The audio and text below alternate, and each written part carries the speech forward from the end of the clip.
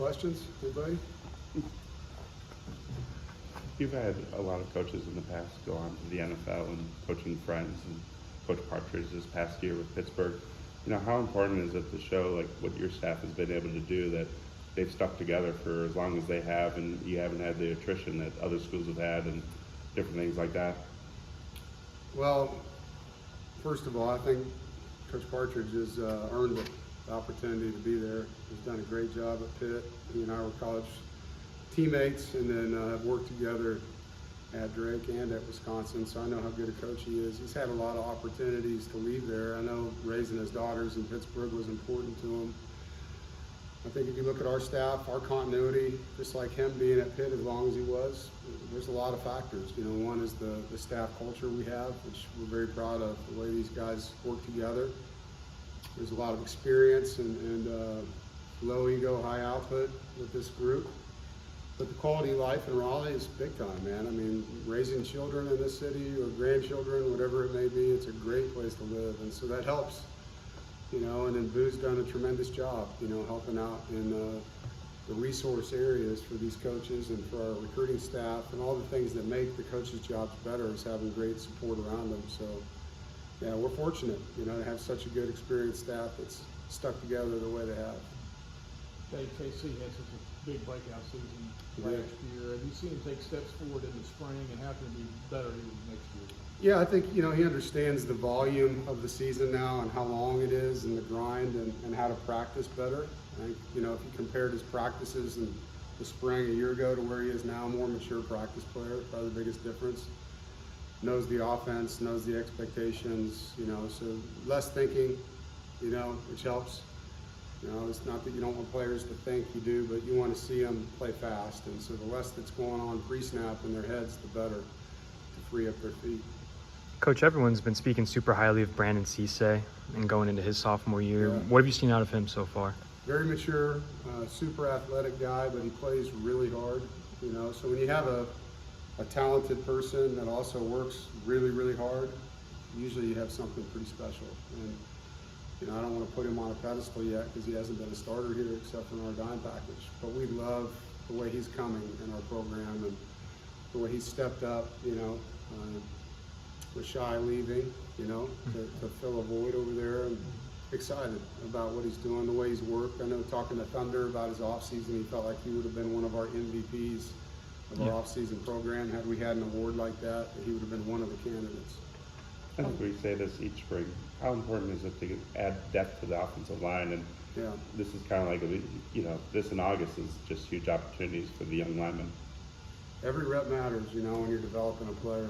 And so these spring reps where you're not trying to get ready for a game, and it's really fundamentals. You can slow your install down when you need to, speed it up when you can. Building depth at every position. Like right now, particularly at center, you know, we're trying to get more and more guys going in there. Robbie Martin's a true freshman that's in here getting reps now. Should be in high school still, but he's here already. And so that'll help him when we get to the fall, be a more ready player and all the reps that those guys get. And, you know, if you can have a true 3 deep on the O-line, I don't know if I've ever had that. You know, that's what you try to get to. And a lot of times it's a pair and a spare in some cases where you're traveling 10 to 11, but you're really only playing 6 or 7. And so you'd love to be able to continue to build that depth up where you have a true 2 deep all the way across the board with a young group that you're bringing on. Dave, with a player like Grayson McCall, when he first transferred here, obviously a lot of people were after him.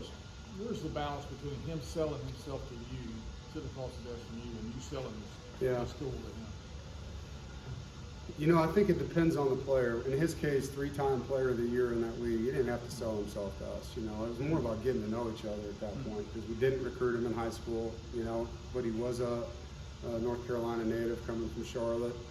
And so it's getting to know each other. You know, him getting to know me, getting to know our offensive coaches, getting to know the players that are on the team that are coming in, and just making sure that his last year he had the right fit. You know, I think he compared us to 2 other schools, and he was diligent about it, wanted to make sure it was the right situation. One of the things your collective has been able to do is incorporate other entities, like say McKee Homes with the ALS, Alzheimer's Association of North Carolina. You know, when you see like that type of tie-in, And obviously that's a subject that almost anybody can relate to. Yeah. You know, how important is that?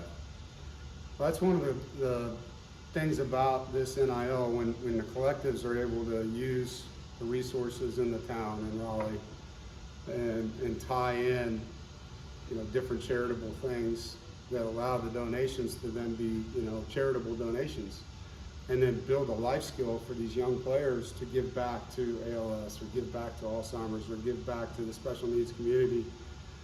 You know, I think you're really doing good things. You know, you're helping out, obviously, in the space with NIL. Our collective works really hard.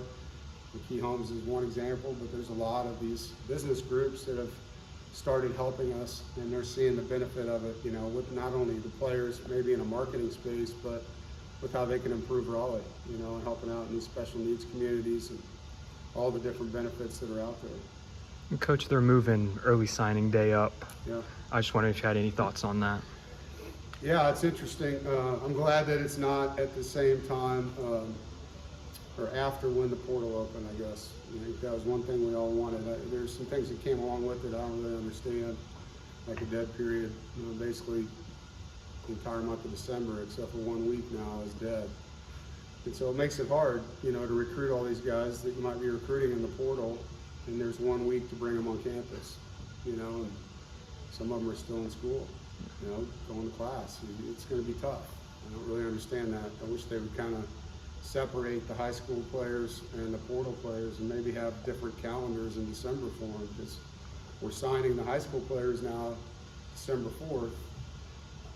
We need the rest of the month for the transfer players, you know? Yeah. So if we can't go out on the road, which we can't, at least let us bring them here and bring them on campus so that we know who we want and they have a chance to actually go see 2 or 3 schools before they have to just, you know, make decisions with mid-year transfer rules and everything. So there's positives, and then it's away from the signing or the portal window for the high school kids. I think that's great. But for the college coaches, like, now we got 4,000 to 5,000 kids in the portal, and we got 1 weekend to bring them in. That makes no sense. Yeah.